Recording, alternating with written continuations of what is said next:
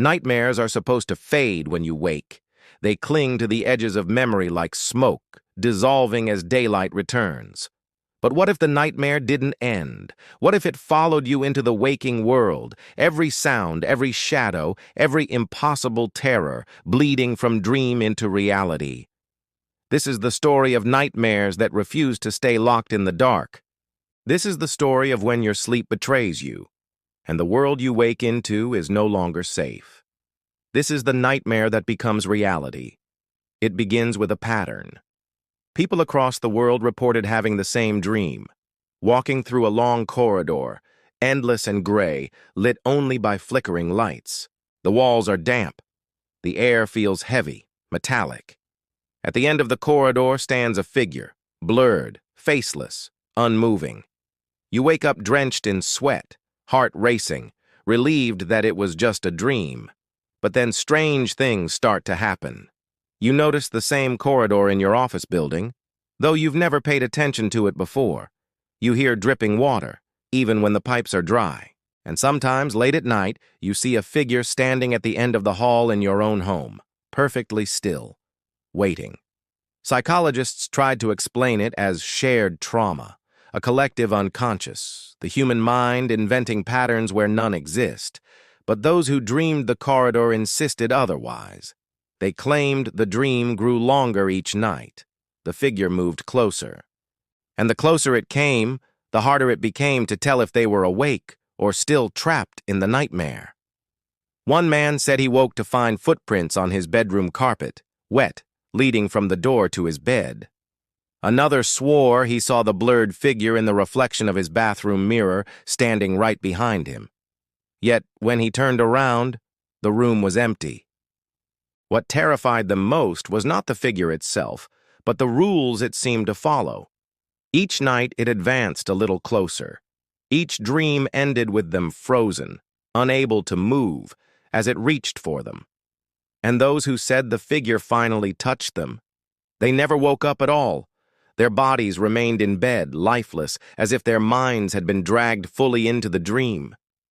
A researcher in London documented dozens of cases.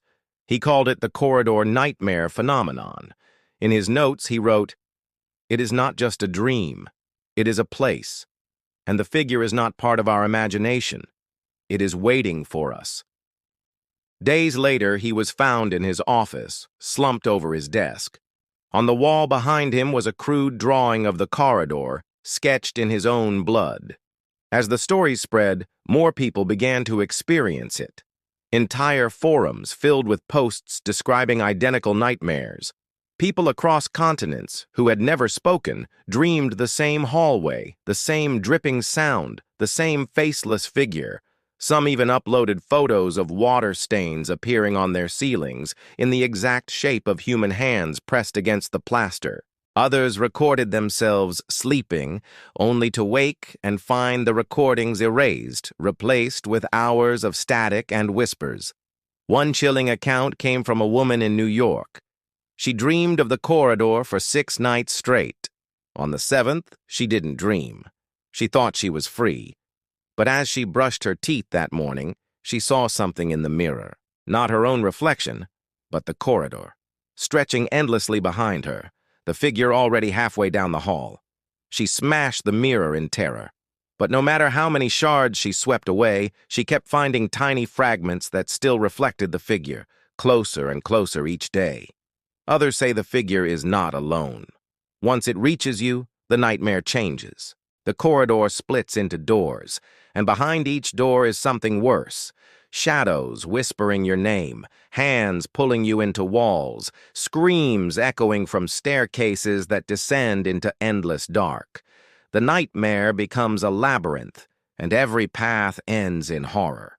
Those who describe it awake often break down mid-sentence, unable to continue, as if the memory itself still hurts to speak aloud. But here is the most unsettling detail.